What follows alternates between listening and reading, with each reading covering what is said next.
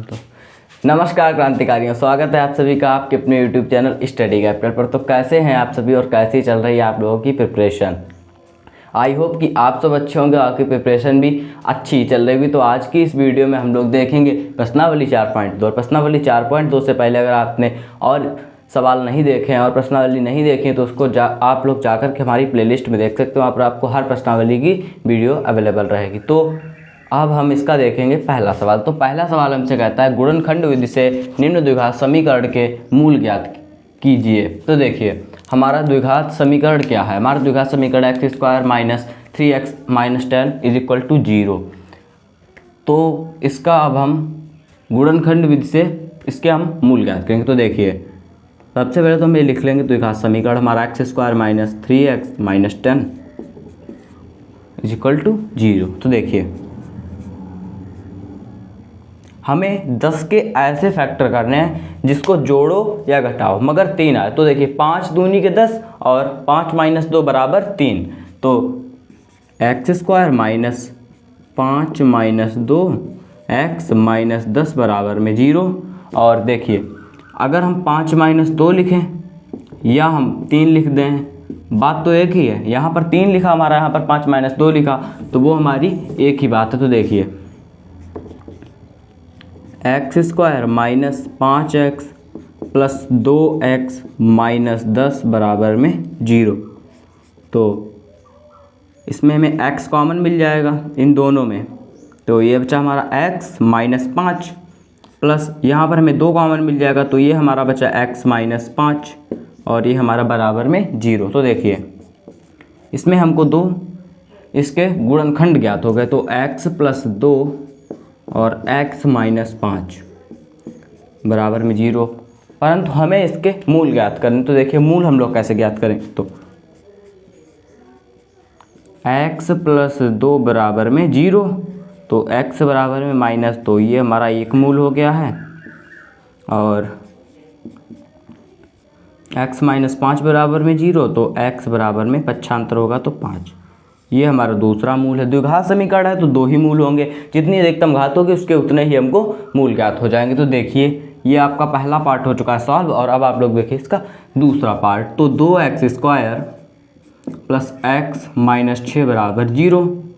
तो 2x², तो 2 का 6 के साथ कर देंगे गुणा, तो ये हमारा हो जाएगा 12। और 12 के ऐसे गुणनखंड करेंगे जिसको जोड़ो या घटाओ मगर 1 आए। तो 2x² + 4 - 3 = 1 होता है और x - 6 = 0। तो ये हमारा हो गया 2x² + 4x - 3x - 6 = 0। इसमें हमको कॉमन कितना मिल रहा है। इसमें हमको कॉमन मिल गया है 2x कॉमन मिल गया। तो यहाँ पर बचा x प्लस यहाँ पर बचा हमारा 2 और यहाँ पर हमको 3 मिल गया कॉमन। तो यहाँ पर हमारा बचा x और यहाँ पर +2 = 0। तो ये हमारे 2 फैक्टर आ गए हैं, x + 2 और एक 2x - 3 बराबर में हमारा 0। अब देखिए हम लोग इसके ज्ञात कर लेंगे मूल। तो x + 2 बराबर में 0, तो x बराबर में -2, ये हमारा एक मूल है। और 2x - 3 बराबर में 0, तो 2x बराबर में 3 और x बराबर में हमारा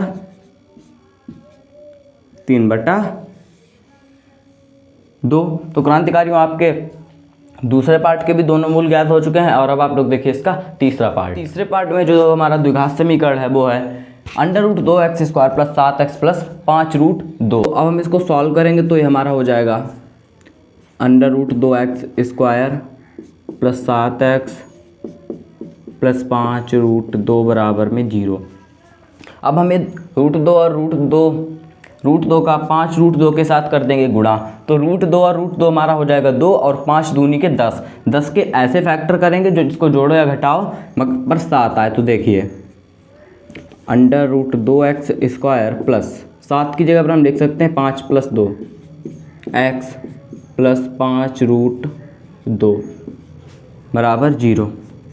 तो इसमें अब हम कर देंगे इसका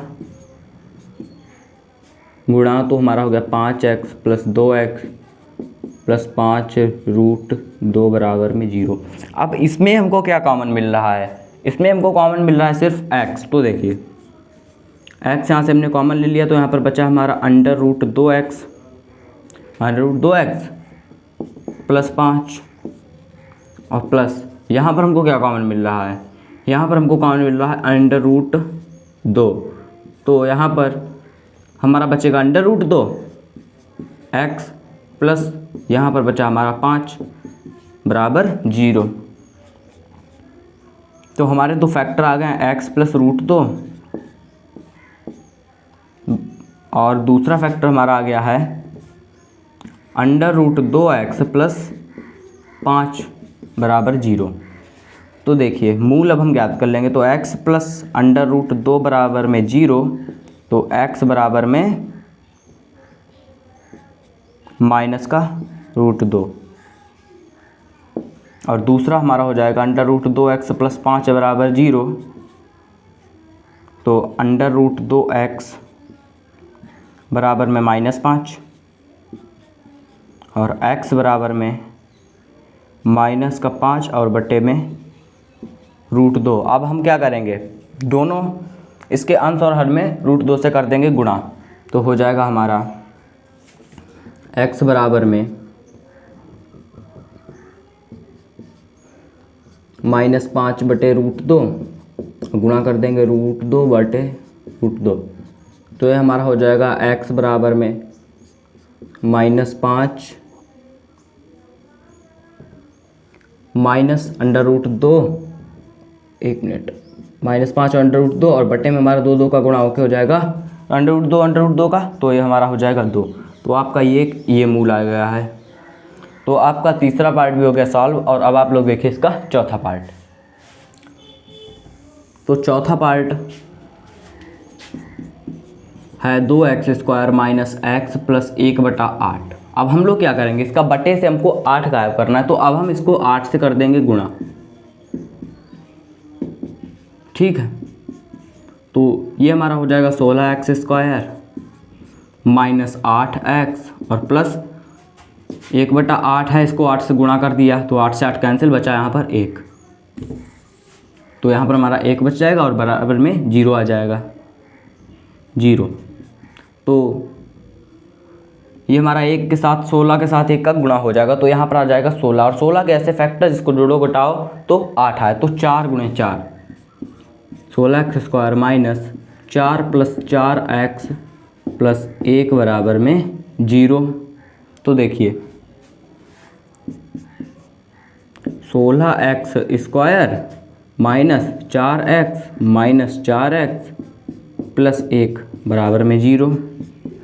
तो यहाँ पर हमको कॉमन मिल रहा है 4x, तो यहाँ पर बचा हमारा 4x और माइनस का 1 और माइनस यहाँ पर हमको कॉमन मिल रहा है 1, तो 4x और माइनस का 1 तो बराबर 0। तो यहाँ पर हमारे दो फैक्टर आ गए हैं, 4x माइनस 1 और दूसरा भी हमारा है 4x माइनस का 1 बराबर में 0। अब हम ज्ञात कर लेंगे इसके मूल। तो 4x माइनस 1 बराबर में 0, तो 4x बराबर में 1 और x बराबर में हमारा आ गया 1/4।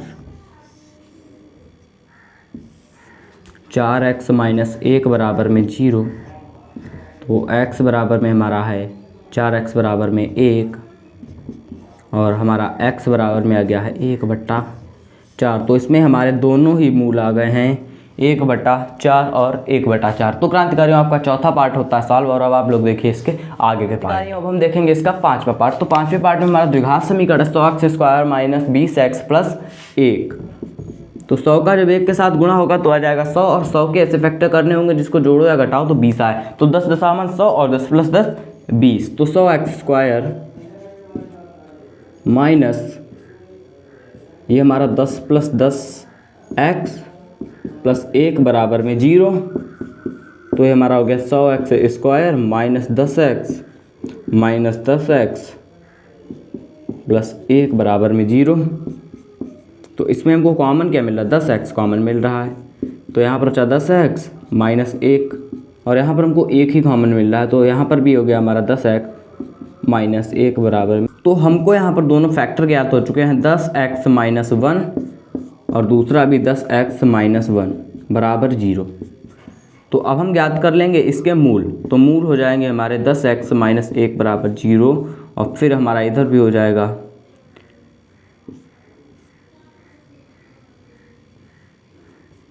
10x माइनस 1 बराबर 0। तो x बराबर में 10x बराबर में हमारा हो जाएगा 1 और x बराबर में हमारा हो जाएगा 1/10 और दोनों फैक्टर सेम है तो सेम कंडीशन यहाँ पर 10x बराबर में हमारा 1 और x बराबर में हमारा 1/10। तो क्रांतिकारियों आपका पहला जो सवाल था उसके पांचों पार्ट सॉल्व हो चुके हैं और अब आप लोग देखेंगे इसका दूसरा सवाल। तो क्रांतिकारियों देखिए दूसरे सवाल का पहला पार्ट। तो दूसरा जो सवाल है वो कहता है कि उदाहरण 1 में दी गई समस्याओं को हल कीजिए और उन्हें गणितीय रूप में व्यक्त कीजिए। तो देखिए उसका पहला पार्ट क्या कहता है, जॉन और जीवंती के पास कुल मिलाकर 45 कंचे हैं, दोनों 5-5 कंचे खो देते हैं और अब उनके पास कंचों की संख्या का गुणनफल 124 है। हम जानना चाहेंगे कि आरंभ में उनके पास कितने कितने कंचे थे। तो जॉन और जीवंती के पास कुल मिलाकर कंचे कितने हैं, 45 कंचे। तो देखिए इसका हल, तो हमने मान लिया कि जॉन के पास कितने कंचे थे, जॉन के पास कंचे थे x, माना जॉन के पास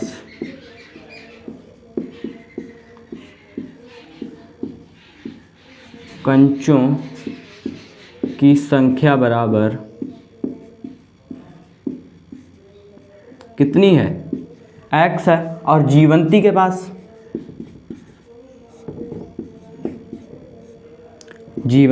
पास कंचों की संख्या कितनी है। आपको ये तो मालूम है कि दोनों के पास कंचे कितने हैं, 45।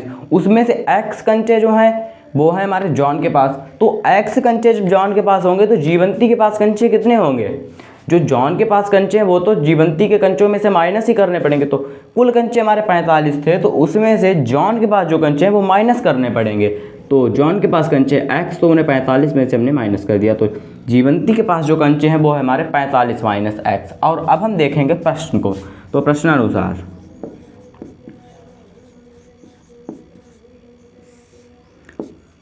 हमारा प्रश्न कहता है कि दोनों 5-5 कंचे खो देते हैं, अब उनके पास कंचों की संख्या का गुणनफल 124 है और दोनों ने 5-5 कंचे खो दिए, मतलब दोनों ने 5-5 कंचे हमारे माइनस कर दिए हैं। तो देखिए x से भी 5 कंचे माइनस हो गए हैं और 45 माइनस x से भी 5 कंचे माइनस हो गए हैं और इनका गुणनफल है 124। तो देखिए अब हम कर देंगे इसका गुणा। तो गुणा करने से पहले x माइनस 5 और ये हमारा बचेगा 40 माइनस x, कितना 40 माइनस x से हमारा बचेगा और बराबर हमारा 124। तो ये हमारा हो जाएगा 40x और ये हमारा हो जाएगा माइनस x², ये माइनस 200 और ये प्लस का 5x बराबर में 124। तो अब हम इसका कर देंगे पक्षांतर। तो x² को हम प्लस का कर लेंगे, इसलिए हम उधर सबको कर देंगे। तो x² हो गया प्लस का और ये हमारा 40 और प्लस 5 45x, ये हमारा हो जाएगा उधर जाएगा तो माइनस का 45x और 124 हमारा रहेगा प्लस का और 200 हमारा हो जाएगा प्लस का और बराबर में हमारा हो जाएगा 0। तो हमारा द्विघात समीकरण आ जाएगा x² माइनस 45x और प्लस 324 बराबर में 0। तो आपका द्विघात समीकरण जो है वो तो आपका हो चुका है प्राप्त। और अब आप लोग देखिए इसके 324 के हम लोग करेंगे फैक्टर। तो देखिए 324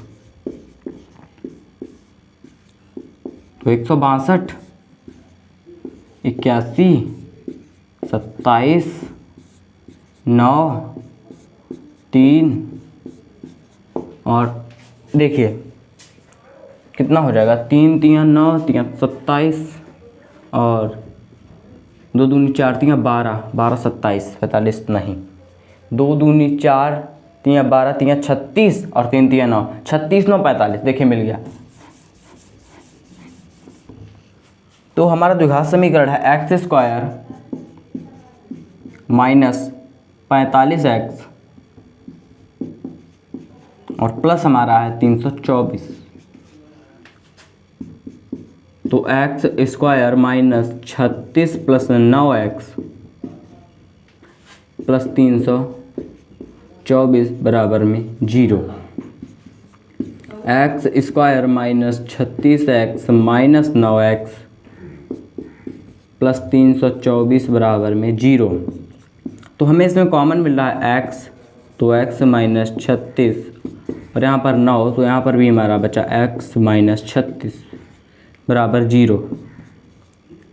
x माइनस 9 और दूसरा हमको मिल गया x माइनस 36 बराबर 0। तो अब हम इसके ज्ञात कर लेंगे मूल। तो x माइनस 36 बराबर 0 का आ गया x बराबर में 36 और वहीं x माइनस 9 बराबर 0 का हमारा आ गया x बराबर में 9।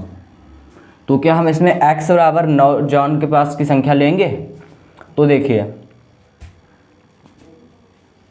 जॉन के पास जो कंचों की संख्या है वो है,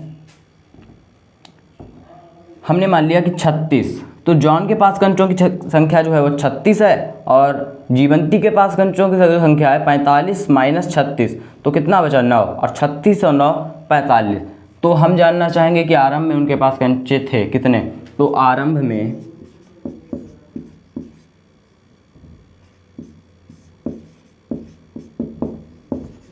जॉन के पास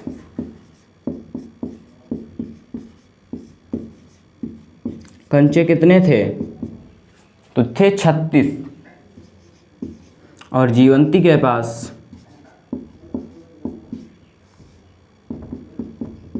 जो कंचे थे वो थे 45 और माइनस x। तो 45 माइनस 36 बराबर 9। तो जॉन के पास प्रारंभ में 36 और जीवंती के पास प्रारंभ में 9 कंचे थे। तो क्रांतिकारियों आपका पहला पार्ट जो था वो हो चुका है सॉल्व और अब हम लोग देखेंगे इसका दूसरा पार्ट। तो क्रांतिकारी देखिए दूसरे सवाल का दूसरा पार्ट। तो इसमें हमसे कहा गया है एक कुटीर उद्योग एक दिन में कुछ खिलौनों का निर्माण करता है। प्रत्येक खिलौने का मूल्य ₹55 में से एक दिन में निर्माण किए गए खिलौनों की संख्या से घटाने से प्राप्त संख्या के बराबर है। किसी एक दिन कुल निर्माण लागत ₹750 थी। हम उस दिन निर्माण किए गए खिलौनों की संख्या ज्ञात करना चाहते हैं। बहुत अच्छी बात है। और तो हमने इसमें माना, ये सवाल मैं एक बार लगा चुका था मगर मैंने कैमरा ऑन नहीं किया था इसलिए मैंने इतना लिखा छोड़ दिया। तो आप लोग देखिए, माना एक दिन में निर्मित खिलौनों की संख्या कितनी है? x और प्रत्येक खिलौने का मूल्य के बारे में हमारा सवाल क्या कहता है?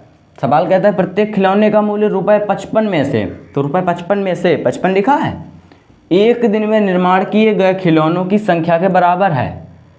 एक दिन में निर्माण किए गए खिलौनों की संख्या से घटाने से प्राप्त संख्या के बराबर है। तो एक दिन में निर्माण किए गए खिलौने कितने हमारे खिलौनों की संख्या x और 55 में से जब उसको घटाया तो उसी संख्या के बराबर है। तो 55 में से जब हमने निर्माण किए गए खिलौनों की संख्या x घटा दी तो ये क्या आ गया? हमारा मूल्य। और अब बात देखिए आगे क्या करता है प्रश्न की, किसी एक दिन कुल निर्माण लागत ₹750 थी। तो लागत क्या होता है? जैसे आपने 10 खिलौने बनाए और उनकी लागत है ₹10, तो वो कितनी हो जाएगी हमारी टोटल लागत? 10 × 10। जितने हमारे खिलौनों की संख्या है और जितना एक खिलौने का मूल्य है उससे हम गुणा कर देंगे तो हमारी लागत जो है वो ज्ञात हो जाएगी। तो देखिए वही हाल यहाँ पर है। तो लागत बराबर, लागत यहाँ पर क्या हो जाएगी? निर्मित खिलौनों की संख्या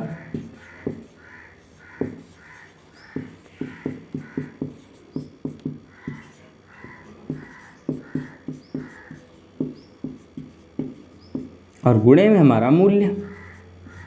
तो यही तो होगा हमारा लागत। और लागत हमारी है ₹750 और निर्मित खिलौनों की संख्या x और मूल्य हमारा है 55 माइनस x। तो देखिए 750 बराबर 55x और माइनस x स्क्वायर। तो अब हम इसका कर देंगे 75। तो x स्क्वायर और माइनस का 55x और प्लस का हमारा 750।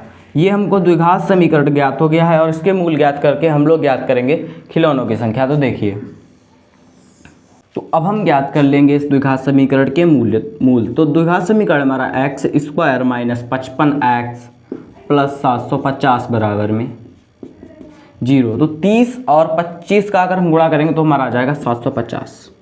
तो x square minus 30 plus 25x plus 750 बराबर में हमारा 0। एक्स स्क्वायर माइनस 30x और माइनस 25x माइनस प्लस 750 बराबर में हमारा 0। तो यहाँ पर हमको कॉमन मिल गया है x, तो यहाँ पर x माइनस 30 और यहाँ पर हमको कॉमन मिल गया है 25, तो यहाँ पर भी हमारा x माइनस 30। तो यहाँ पर आपको जो दो मूल प्राप्त हुए हैं वो प्राप्त हुए हैं x माइनस 30 और x माइनस 25, ये हमारे दो फैक्टर। और अब हम इससे ज्ञात कर लेंगे इसके मूल्य। तो x माइनस 30 बराबर में 0, तो x बराबर में हमारा 30 और x माइनस 25 बराबर में 0, तो x बराबर में हमारा 25। तो आपका जो आंसर है भाई वो है, हम खिलौनों की संख्या ज्ञात करना चाहते हैं, तो आपकी खिलौनों की संख्या है 30 और 25। तो क्रांतिकारियों आपका जो दूसरा सवाल था वो हो गया सॉल्व, और अब हम देखेंगे इसका तीसरा सवाल। तो क्रांतिकारियों देखिए इसका तीसरा सवाल। तो तीसरे सवाल में हमें बताया गया है कि ऐसी दो संख्या ज्ञात करो जिनका योग 27 और गुणनफल 182 हो।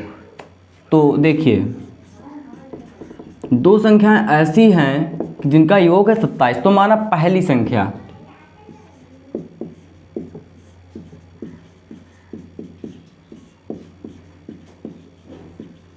हमने मान लिया कि पहली संख्या हमारी x है और दोनों संख्याओं का जो योग है वो हमारा 27 है। तो एक संख्या उसमें से x है, तो 27 में से जब हम x घटा देंगे तो हमारी दूसरी संख्या भी प्राप्त हो जाएगी। तो दूसरी संख्या कितनी हमारी होगी 27 माइनस x। और अब कहता क्या है प्रश्नानुसार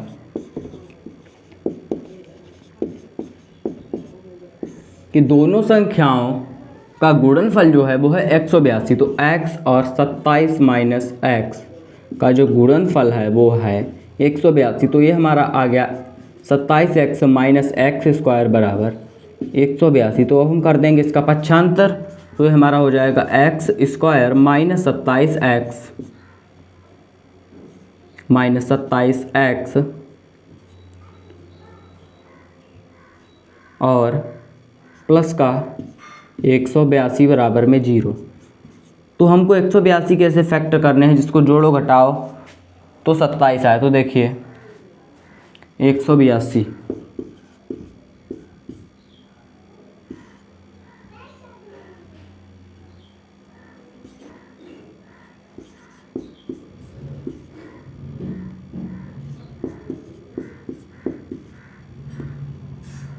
तो देखिए 13 14 तो x square minus 14 plus 13 x plus 182 बराबर में हमारा 0। तो x square minus 14 x minus 13 x plus 182 बराबर में 0। तो एक्स स्क्वायर माइनस 14 एक्स, इसमें हमको कॉमन मिल रहा x, तो x माइनस 14 और यहाँ पर हमको कॉमन मिल रहा है 13, 2x माइनस 14। तो हमें इसमें दो फैक्टर जो है वो प्राप्त हो गए हैं x माइनस 14 और x माइनस 13 बराबर में 0 आ गया। तो अब हम इससे ज्ञात कर लेंगे संख्या। तो x माइनस 14 बराबर में 0, तो x बराबर में 14 और x माइनस 13 बराबर में 0, तो x बराबर में हमारा 13। तो हमने माना कि पहली संख्या हमारी 14 थी, पहली संख्या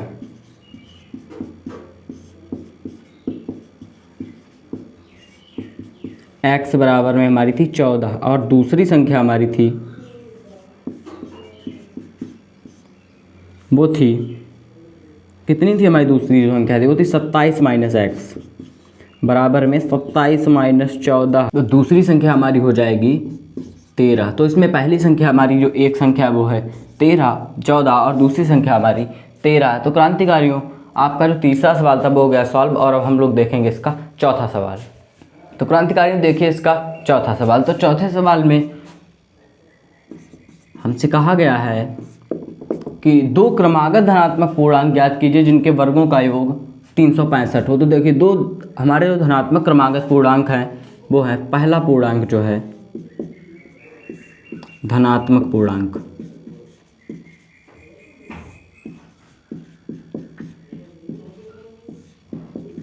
वो तो हमने ले लिया है x, और क्रमागत जो हमारा है वो हो गया x+1।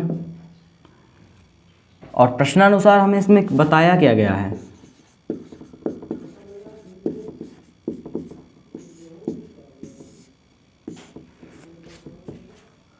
कि दो धनात्मक पूर्णांकों जिनके वर्गों का योग 365 है, तो वर्गों का योग, तो इनके वर्ग हैं x² और प्लस x+1 का स्क्वायर, और इनका योग जो है वो है 365। तो देखिए x² प्लस यह है x+1 का होल स्क्वायर, तो x² + 1 + 2x बराबर में हमारा हो गया 365।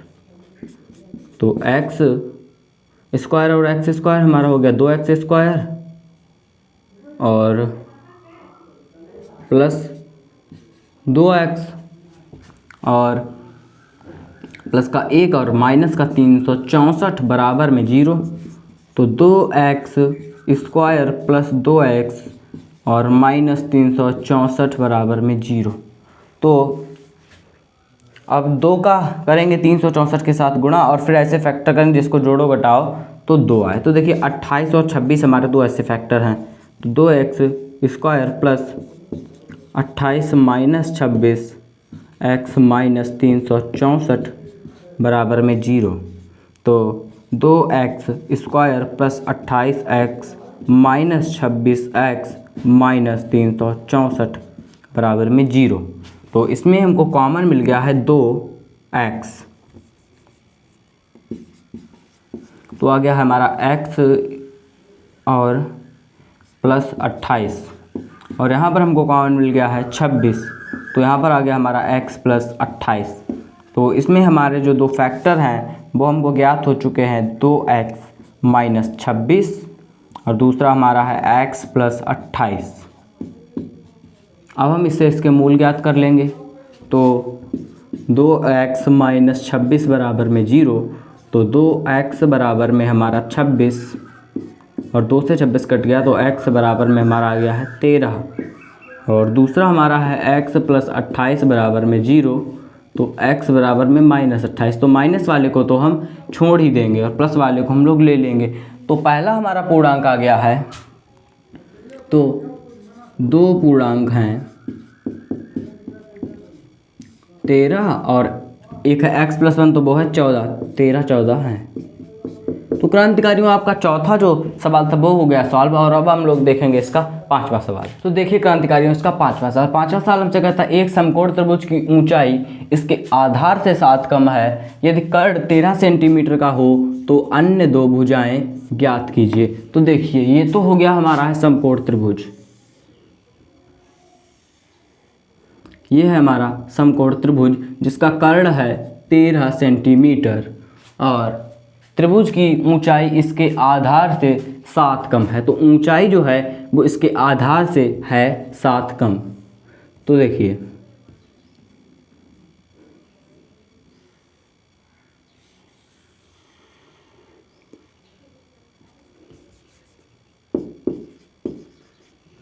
तो ऊंचाई आधार से 7 कम है, तो इसकी जो आधार है उसको हमने मान लिया x और ऊंचाई जो है वो उससे 7 कम है। तो ये हो गई हमारी x - 7। तो ये है हमारा समकोण त्रिभुज। तो अब हम इसमें लगाएंगे पाइथागोरस प्रमेय। तो देख लिया आपने। तो ऊंचाई बराबर, सबसे पहले तो लिख लें आधार। आधार कितना है हमारा x और ऊंचाई बराबर x - 7। तो अब देखिए प्रश्नानुसार,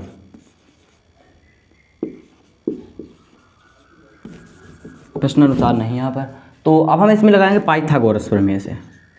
पाइथागोरस प्रमेय से तो आपकी पाइथागोरस प्रमेय जो होती है आपको पता है, कर्ण का वर्ग और आधार का वर्ग और प्लस में होता है लंब का वर्ग।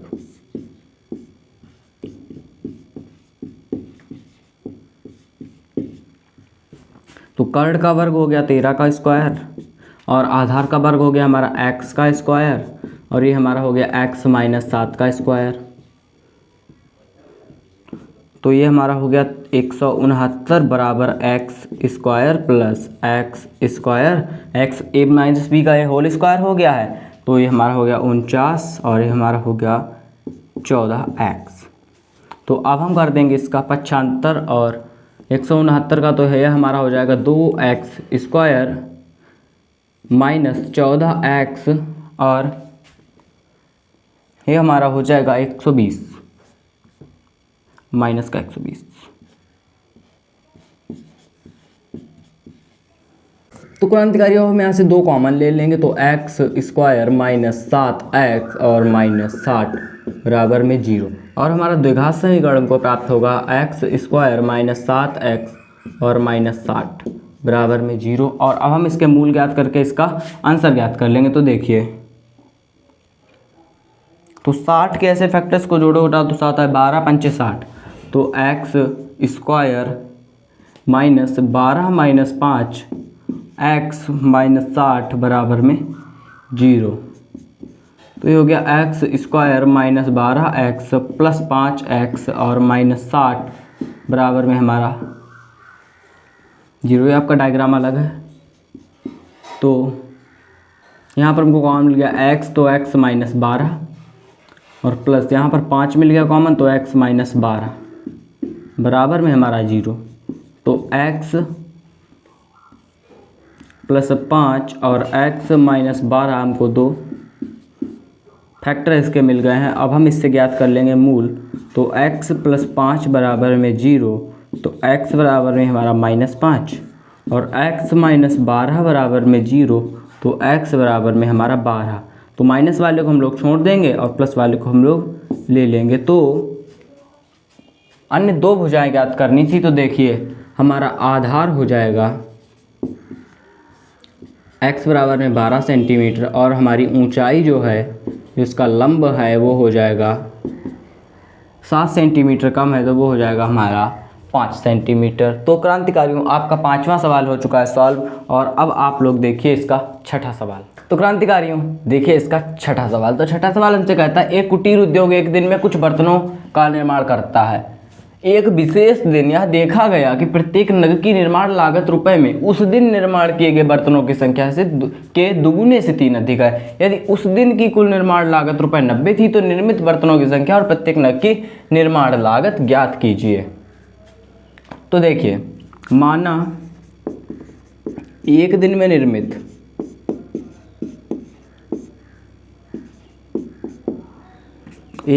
निर्मित बर्तनों की संख्या कितनी है x, हमने मान लिया x। और आगे देखिए, एक विशेष दिन यह देखा गया कि प्रत्येक नग की निर्माण लागत रुपए में उस दिन निर्माण किए गए बर्तनों की संख्या से दुगने से 3 अधिक है। तो लागत कितनी है? निर्माण किए गए बर्तनों की संख्या के दुगुने से 3 अधिक है। तो ये तो हो गए निर्माण किए गए बर्तनों की संख्या का 2 गुना और उससे 3 अधिक। तो अब देखिए आगे क्या बता रहा है। यदि उस दिन कुल निर्माण लागत रुपए 90 थी तो निर्मित बर्तनों की संख्या और प्रत्येक नग की लागत ज्ञात कीजिए। तो आइए देखते हैं प्रश्नानुसार।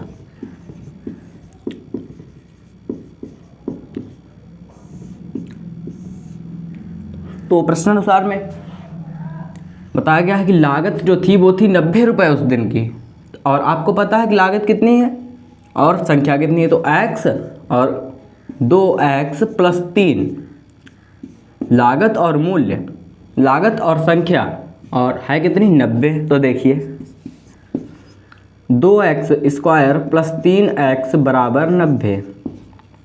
तो हो गया हमारा है 2x² प्लस 3x और माइनस 90। तो ये हमारा हो जाएगा 90 का जब गुणा होगा 2 से तो 180, 180 कैसे फैक्टर जोड़ो बताओ तो 3 आए, तो 15 18 का देखिए 15 18 नहीं 12 15 देखिए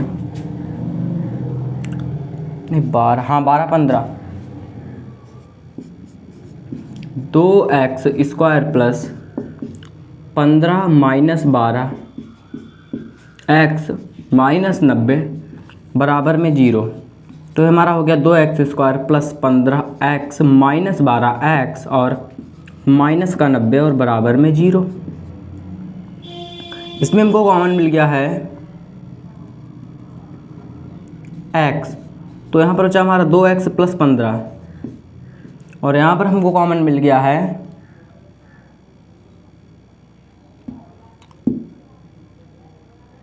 6 कॉमन मिल गया यहाँ पर हमको है 6। तो यहाँ पर हमारा बचा x प्लस 2x प्लस 15 बराबर में 0। तो हमारे जो दो फैक्टर हैं वो हैं x माइनस 6 और एक है 2x प्लस 15 बराबर में 0। तो अब हम इससे ज्ञात कर लेंगे इसके मूल। तो x माइनस 6 बराबर में 0, तो x बराबर में हमारा आ गया 6 और ये जो हमारा दूसरा फैक्टर है वो है 2x प्लस 15 बराबर में 0। तो 2x बराबर में हमारा हो गया माइनस 15 और x बराबर में माइनस का 15/2, तो माइनस वाला छोड़ देंगे और प्लस वाला पकड़ लेंगे। तो एक दिन में निर्मित बर्तनों की संख्या, तो निर्मित बर्तनों की संख्या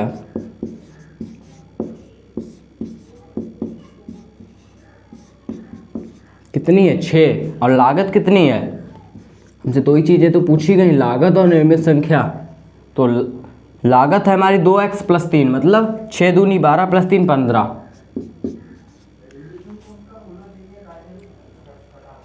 तो क्रांतिकारियों आपका जो छठा सवाल था वो हो गया सॉल्व और इसी के साथ आपकी प्रश्नावली जो है बहुत ही शानदार तरीके से ख़त्म हो गई है। और तब तक के लिए आप चैनल को सब्सक्राइब करके बेल आइकन को ऑल में जा करके प्रेस कर लीजिए। वीडियो अगर अच्छी लगी तो लाइक करिए, कमेंट करिए, अपने दोस्तों को ज़्यादा से ज़्यादा शेयर करिए और मिलेंगे अगली प्रश्नावली में नई वीडियो में। तब तक के लिए धन्यवाद और पढ़ते रहिए, पढ़ाई के अलावा कोई विकल्प नहीं है।